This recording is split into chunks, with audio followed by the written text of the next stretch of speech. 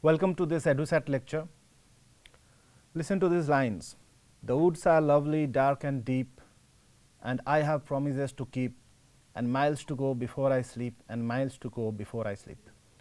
You must have heard these lines before. You must have heard these lines in elocution contests, in speeches by leaders, politicians, etc. Our first Prime Minister, Jawaharlal Nehru, was so fond of these lines that he had copied it by hand and kept it nearby in order to remind him of his responsibilities and duties. These lines are taken from a poem by Robert Frost.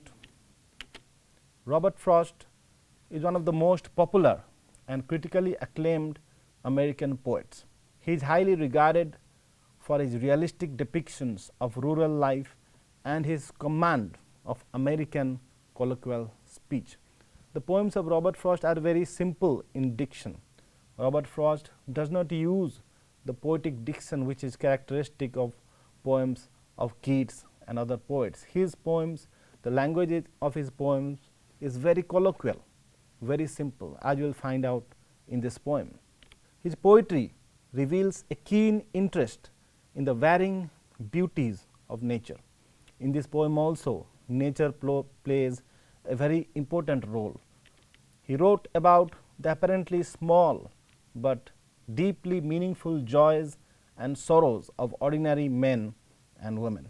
Robert Frost did not choose for the subject of his poetry big political events or the life of kings and queens or generals or presidents. He wrote about the life, the joys and sorrows of ordinary men and women in very ordinary and colloquial language. Stopping by woods on a snowy evening, like much of Frost's work, focuses on rural life and the natural world, especially that of New England, where Frost mainly lived. However, while the poem like New Hampshire is a celebration of Frost's home state and the people within, Stopping by woods on a snowy evening represents a different vein in Frost's work. Poetry as a meditation on a moment or object. Frost's work was also very attuned to traditional and classical poetry, and in this way resisted the explosion of free verse that would come to dominate modernist poetry. Stopping by woods on a snowy evening is written in rubaiyat form, made famous in the English speaking world by Edward Fitzgerald's translation of the 20th century Persian poet Omar Khayyam.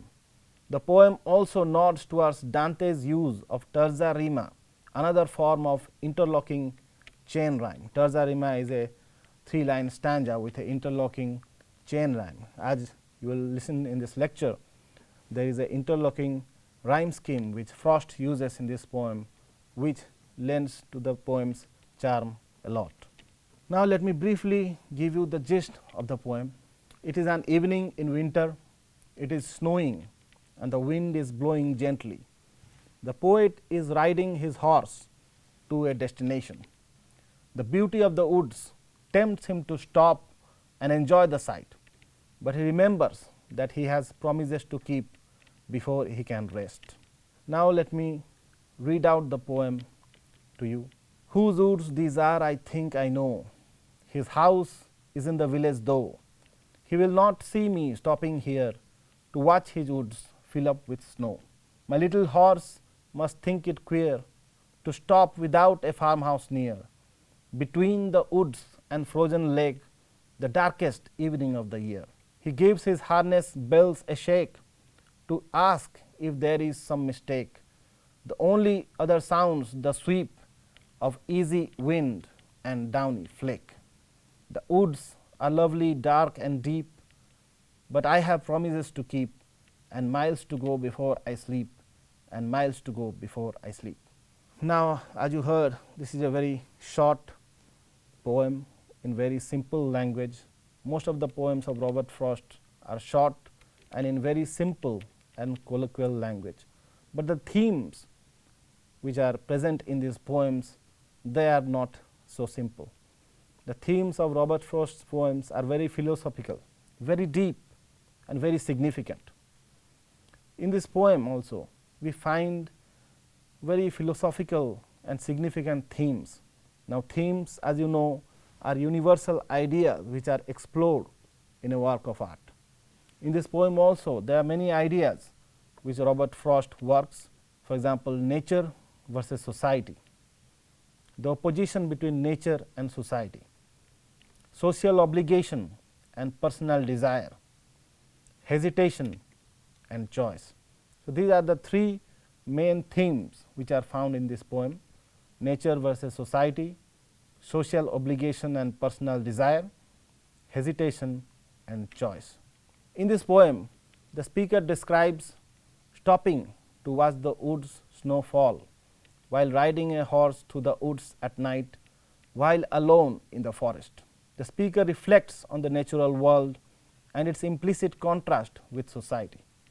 Though Frost's poem resists a definite interpretation, the natural world it depicts is at once lovely and overwhelming. The fact that it seemingly lures the speaker to linger in the dark and cold suggests that nature is both a tempting and a threatening force, a realm that resists people's effort to tame it while also offering a respite from the demands of civilized life. Now, nature, as you know, provides respite from the stress, the din and bustle of modern life to everybody. Wherever we are in natural environment, we feel peace and solace. Similarly, nature offered respite from the demands of civilized life to Frost, and this is reflected in this poem. The poem presents the natural world as distinctly separate from human society. The poem begins with the speaker thinking about who owns the property he is passing through. Whose woods these are, I think I know. Yet it is clear that there is no one there to actually stop the speaker from trespassing. Now, what is trespassing? Trespassing, as you know, it is a crime. You cannot enter the property of somebody else without his or her permission. Now, trespassing is a crime all over the world. It is a crime in America, it is a crime also in India. Therefore, the speaker is worried whose property it is, who owns the woods, because he is standing on somebody else's wood, somebody else's private property. The owner's house is in the village, meaning he will not see the speaker. Now, the speaker is assured that the owner of the woods is not nearby, he is far away in the village. While the owner may think the woods belong to him, he cannot control who passes by his land any more than he can stop the woods from filling up with snow. The landowner's absence and futility in turn suggest that the human impulse to dominate the natural world is misguided. The complete lack of signs of civilization, meanwhile, further emphasizes the distance between society and nature. There are no farmhouses nearby, and the only sound apart from the harness bells of the speaker's horse is that of the wind. Though the speaker acknowledges that at least conceptually he or she stands on someone else's words, the physical isolation indicates the importance of conceptual structures like ownership in the first place. In other words, people can say they own land all they want, but that does not really mean anything when those people aren't around. Far from the sights and sounds of the village, the speaker stands alone between the woods and frozen lake on the darkest evening of the year. Together, all these details again present a nature as a cold and foreboding space distinct from society. At the same time, however, the woods are lovely enough that they tempt the speaker to stay a while, complicating the idea of nature as an entirely unwelcoming place for human beings. Indeed, though the setting seems gloomy and speaker also recounts the sweep of easy wind and downy flake, the language makes the setting seem calm and comforting. The speaker finds the wind easy or mellow, and the snowflakes downy like the soft feathers that fill a blanket or pillow. Finally, in the final stanza, the speaker definitely says that the woods are lovely, dark and deep. This suggests the speaker's particular interest in the solitude that the woods offer. Though the speaker knows that he or she has promises to keep, suggesting certain societal demands that pull the speaker to continue, the woods are a tempting place to stop and rest. For a moment, the speaker is able to pause for no reason other than to simply watch the falling snow. However raw and cold, then, nature also allows for the kind of quiet reflection people may struggle to find amidst the stimulation of society. The fact that it seemingly lures the speaker to linger in the dark and cold suggests that nature is both a tempting and a threatening force. Nature is a realm that resists people's efforts to tame it, while also offering respite from the demands of civilized life. The poem presents the natural world as distinctly and separate from human society. The next theme that we are going to consider in this lecture, that is between social obligation and personal desire. Though the speaker is drawn to the woods, and the poem subtly suggests would like to stay there longer to simply watch the falling snow, various responsibilities prevent him from lingering. Various responsibilities, various social obligations stop the poet from lingering there and watch the woods fall with snow. The speaker is torn between duty to others, those pesky promises to keep, and his or her wish to stay in the dark and lovely woods. The poem can thus be read as reflecting a broader conflict between social obligations and individualism. This tension between responsibility and desire is clearest in the final stanza. Although the woods are lovely, the speaker has other things to which he or she must attend.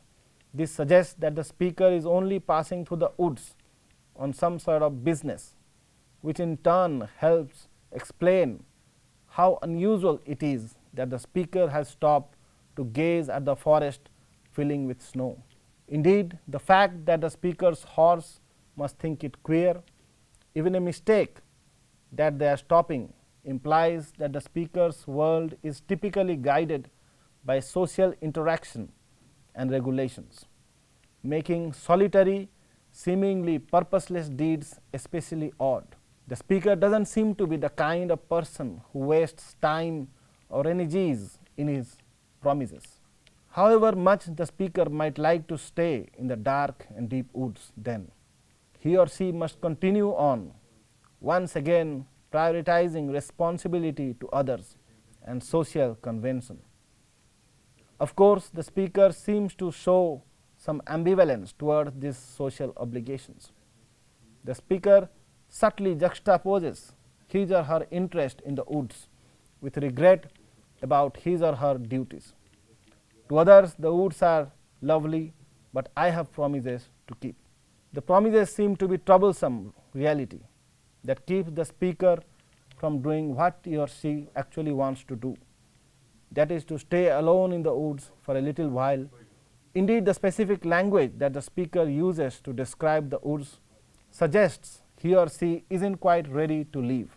They are lovely, dark and deep, implying the woods contain the possibility for respite from the comparatively bright and shallow world of human society. Social responsibilities thus inhibit the chance for meaningful reflection.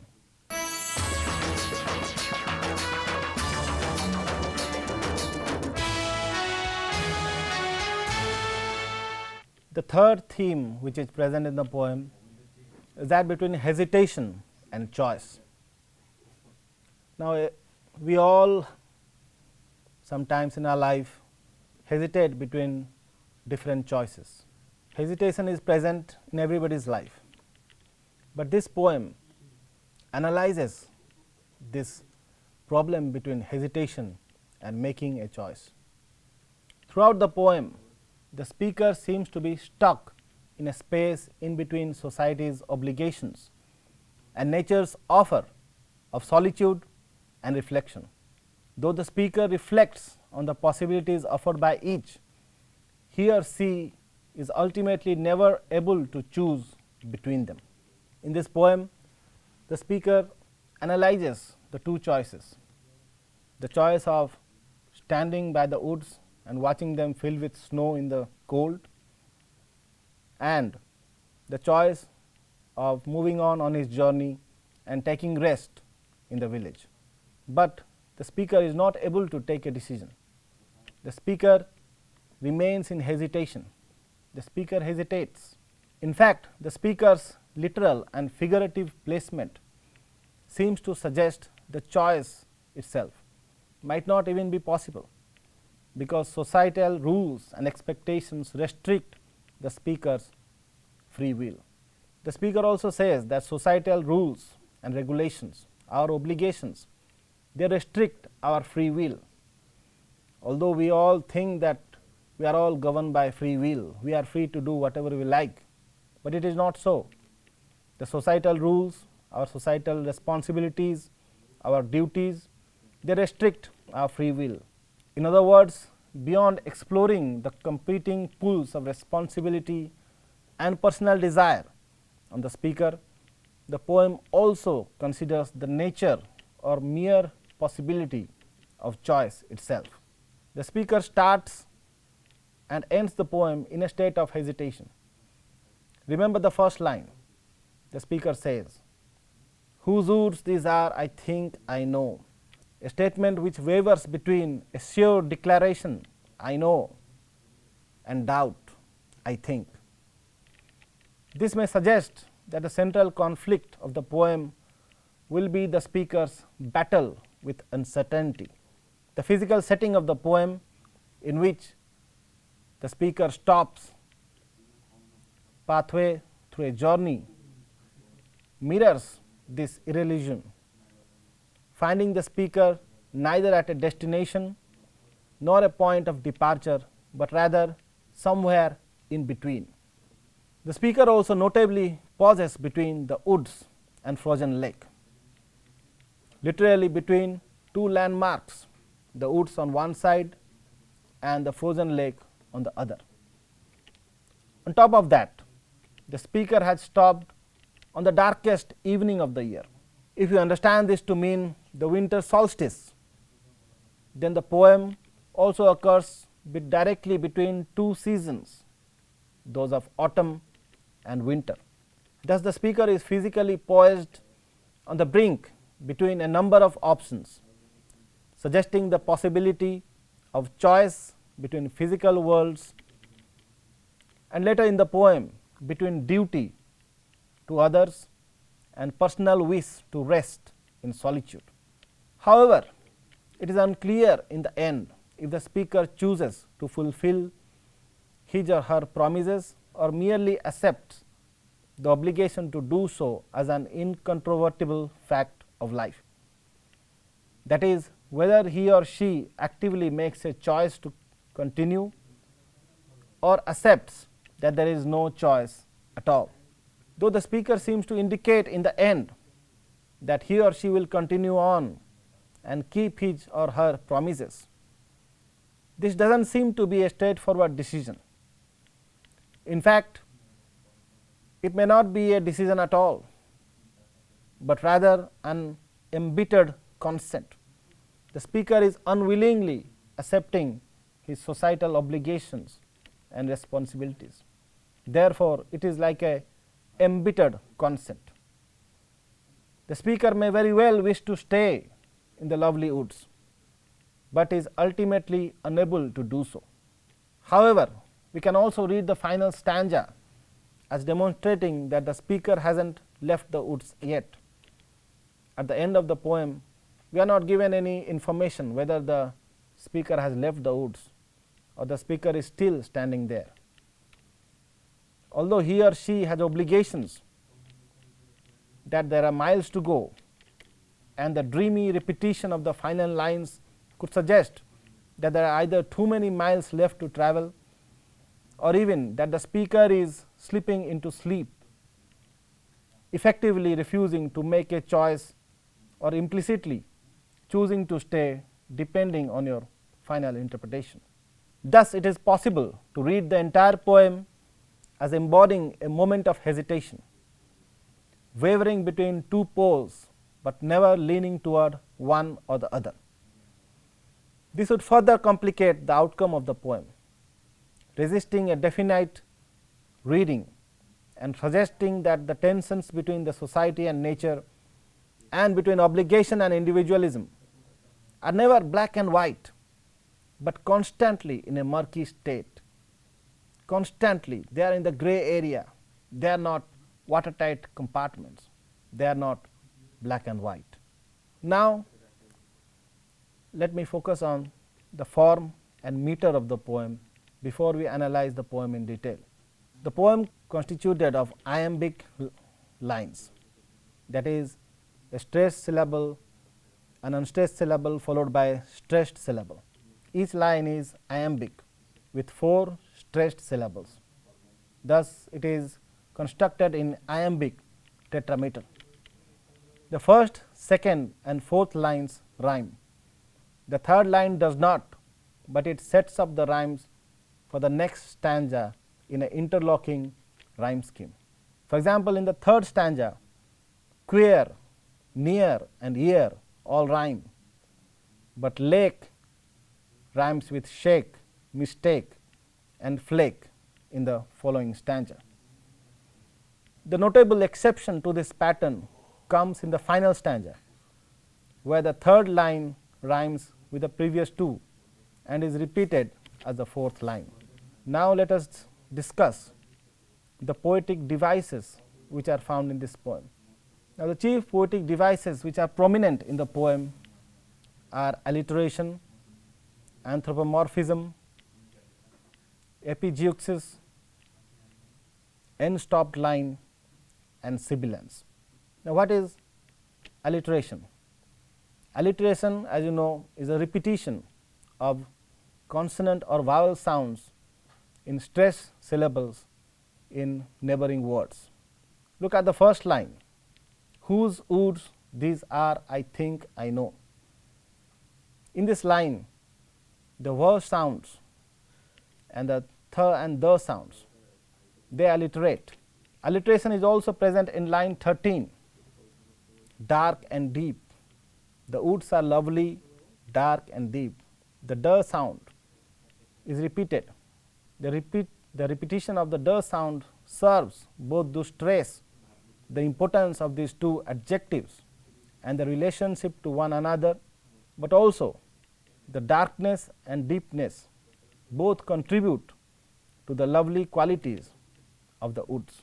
Now, let us look at anthropomorphism. What is anthropomorphism?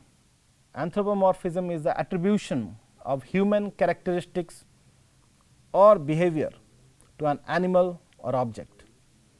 The speaker's horse in this poem is anthropomorphized twice, lines 5 to 6. My little horse must think it queer to stop without a farmhouse near. And in lines 9 to 10, he gives his harness bells a shake to ask if there is some mistake. Now, we did not take this anthropomorphism literally. It is actually an interpretation of the speaker of the behavior of the horse. The third poetic device which I am going to discuss is epizeuxis. What is epizeuxis? It is the repetition of a word or phrase in quick succession. First, it implies that the speaker's wish is to go to sleep, but he or she cannot do so in the woods. In the poem, we find that the last two lines, I have miles to go before I sleep and miles to go before I sleep, there is a repetition of these two lines in quick succession. Now, what does this entail? The repetition of these two lines draws our attention to different facets of these two lines. First, it implies that the speaker's wish is to go to sleep, but that he or she cannot do so in the woods. Secondly, it makes the distance that remains for the speaker to travel feel oppressive, as if the miles to go are endless. He has a lot of miles to go and the distance is very oppressive. So, the repetition of the last two lines of the fourth stanza emphasizes these two meanings. First, it implies that the speaker's wish is to go to sleep and to take rest, and secondly, that the distance that the speaker has to travel is very long and very oppressive and very tiresome. Another important poetic device that Frosts use very adeptly in this poem is the end stopped line. An end stopped line is a line in a poem in which a sentence or phrase comes to a conclusion at the end of the line. The sense or the thought, it comes to a conclusion at the end of the line. There is a punctuation mark at the end of the line. The sense does not run on to the next line, which is otherwise known as enjambment. The most prominent examples are the first two lines and the final four. In the first two lines, whose woods I think I know, his house is in the village though. The poet uses end stop lines in order to give the impression that he is sure who owns the woods, to give us a sense of conclusiveness about the owner of the woods. But actually, the poet is not sure. The last end stop lines gives the entire poem a feeling of wholeness. Although each line is end stopped and feels conclusive, the ultimate outcome of the poem is unclear. The last four lines are end stopped. It gives it an aura of conclusiveness, but we are not sure whether the speaker will stand there and gaze at the woods or he will continue with his oppressive journey. The last poetic device which we are going to consider in this lecture is sibilance, a figure of speech in which a hissing sound is created within a group of words through the repetition of the s sounds. S sounds appears prominently in lines 1, 2 and from 9 to 13 of the poem, though the sound appears in other lines as well. The preponderance of the s sound or s sound evokes the hiss of wind and a sort of hushing or silencing sound, suggesting the quietness of the scene and the muffling effect of the wind and the snowfall. Now, after we have discussed the poetic devices, the themes of the poem, now let us proceed to discuss the poem line by line. Whose woods these are I think I know. This is the first line. The speaker begins by wondering whose woods he or she is passing through. This shows a concern with ownership and legal rights to land. In our world, in our society, land is a very important commodity, and ownership and legal rights to land are very important.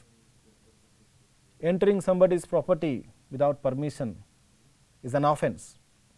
It is called trespassing. Therefore, in the first line, the speaker gives a thought about who is the owner of these woods.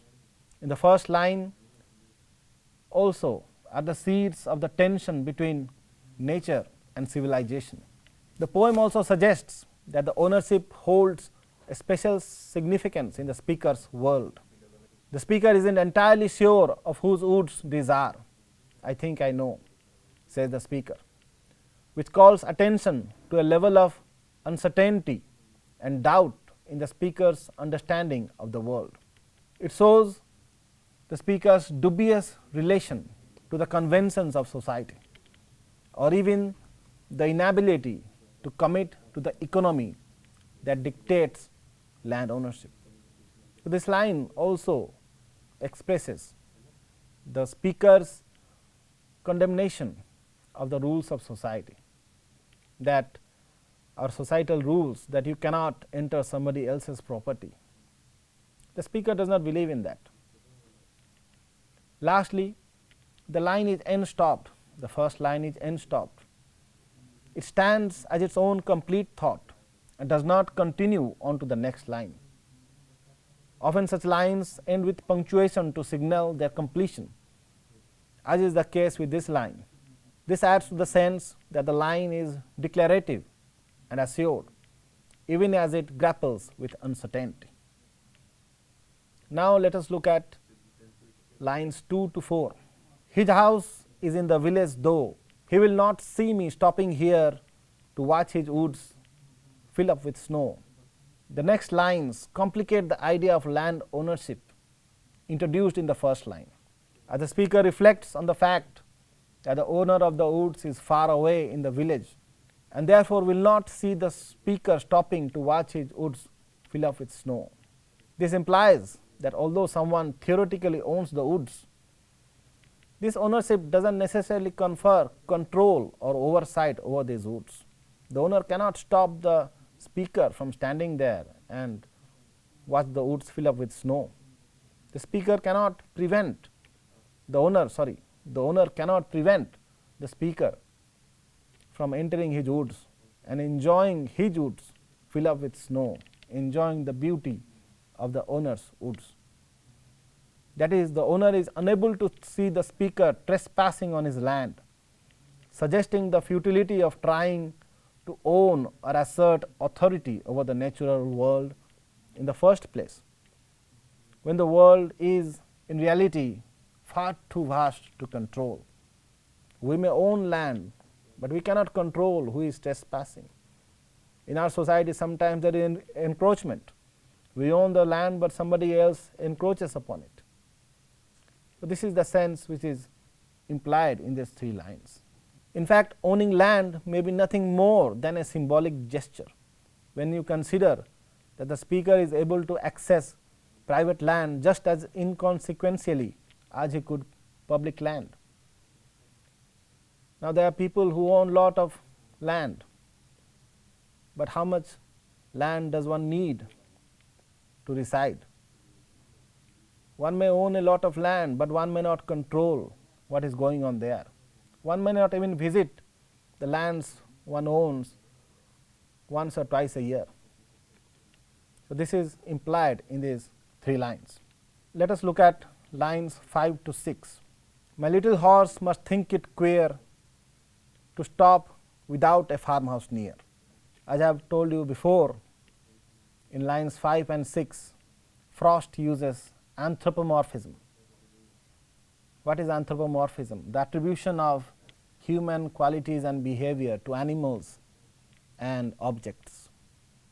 In these lines, the speaker attributes human qualities to the horse, as if the horse can think, as if the horse can act like a human being.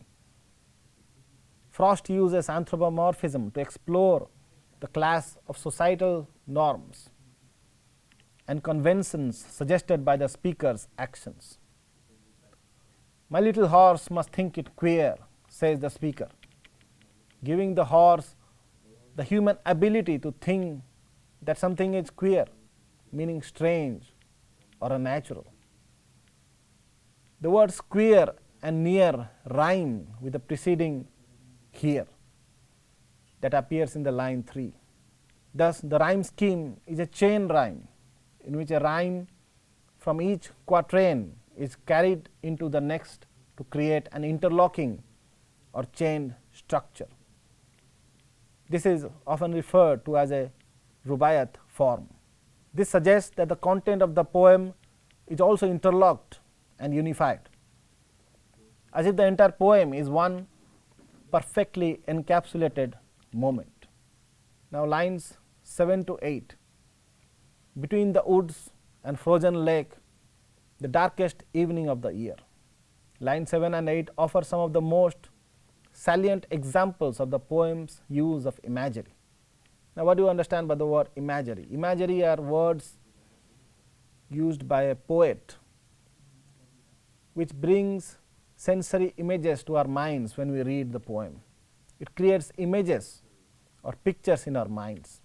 These two lines contain one of the finest imageries of frost. The speaker standing between the woods and frozen lake, the darkest evening of the year. Though we know the setting is woods filling with snow, much of the description up to this point has been negative, depicting what is not there. For example, the owner of the farmhouse who is not there, as opposed to revealing what is actually present. In these two lines, the poet for the first time reveals what is actually there and not what is absent. In the previous lines, the speaker told us what is absent. The owner of the woods is absent. A farmhouse is absent. The horse feels that there is no farmhouse nearby. But in these lines, the poet tells us what is there. And what is there? The woods, the frozen lake, the darkest evening of the year. Now, however, the speaker describes being positioned between the woods and frozen lake on the darkest evening of the year. The speaker paints a picture of the natural world as a cold, dark and foreboding place. The speaker establishes how potentially threatening this isolation can be. It is so cold that the lake has frozen and the night is very long and dark. Now, the place where the speaker has stopped by, that is not a very comfortable place. It can be very dangerous. The speaker can be robbed. There is no one nearby. There are no human settlements. On the one side of the road, there are the woods, and the other side, it is the frozen lake. It is very cold. Snow is falling. If the speaker stands there for longer, the speaker can catch cold. Additionally, these lines locate the speaker between many things. The woods and the frozen lake can be read symbolically. The darkest evening of the year also indicates that it is a day, it is the time between two seasons, between autumn and winter. The darkest evening of the year may indicate the longest night of the year, which is the winter solstice that falls between autumn and winter. Thus, not only is the speaker removed from society, he or she seems to be in sort of a limbo, a space that is characterized by being in the middle, but not actually part of anything. These lines seem to place the speaker at a crossroads of sorts, underscoring the poem's concern with the ideas of hesitancy, choice and free will. Now, lines 9 to 10, he gives his harness bells a shake to ask if there is some mistake. These lines again rely on anthropomorphism. He in these lines refer to the horse who thinks that his speaker has stopped there by mistake. This is not meant to be taken literally, but rather is the speaker's interpretation of the horse's seeming confusion. It is an interpretation of the speaker that the horse is confused, that there is no farmhouse near, there are no human settlements, yet the speaker has stopped here. That the horse might be thinking that his master, his rider has stopped here by mistake.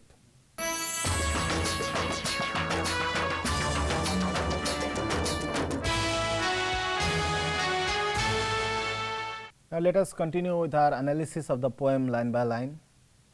Now, let us discuss lines 11 to 12. The only other sounds the sweep of easy wind and downy flake. Lines 11 and 12 again feature prominent alliteration and consonants. We have already discussed what is alliteration.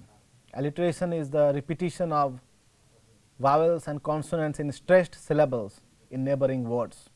In these lines, notice the S sound from the preceding lines returns.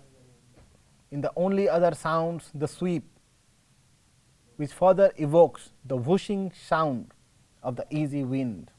Again the poem relies on its sonic devices, its sound devices, the sound element to conjure the imagery of the natural world. Read these lines. When we read these lines, we are immediately transported to that place. We are immediately transported to a place by woods, and the snow is falling, the wind is blowing, and the beautiful scenery of a place between woods and a frozen lake. These two lines are very important from the point of imagery. In these two lines, Frost introduces imagery into the poem. Now, the last 4 lines, which are the most important lines and the most famous. The woods are lovely, dark and deep, but I have promises to keep, and miles to go before I sleep, and miles to go before I sleep. This is the final quatrain of the poem which consists of 4 quatrains. The thematic and stylistic features of the poem come to a climax in this quatrain. All the thematic and stylistic features which the poet has used in the previous quatrains also appear in this quatrain. The rhyme scheme completes, and the speaker reveals his or her personal feeling toward the woods as well as the duties that must keep the speaker moving. Deep, keep, sleep, each rhyme with a sweep of wind from the preceding stanzas. The fact that the culminating stanzas rhyme entirely with sweep could suggest the power of the wind, that it has literally swept up the speaker in its charm, leading to the closure of the entire poem. Furthermore, every line in this stanza is end stopped with a comma or period, adding to the sense of finality and conclusiveness. The end stopped lines provide the quatrain a sense of finality. When we read the quatrain, we feel that we have come to the end of the poem. We have come to the conclusion of the poem. Indeed, the speaker does definitively show a liking for the woods here. For the first time in the poem, the speaker expresses his liking for the poem. The speaker calls the woods lovely, dark and deep. The speaker probably desires a break from the brighter, louder world of society. However, the speaker has promises to keep. The speaker has social obligations. Maybe the speaker has to reach a destination. Maybe the speaker has to keep an appointment. Maybe the speaker has to fulfill a goal. Therefore, he cannot waste much time there. He cannot linger there for longer.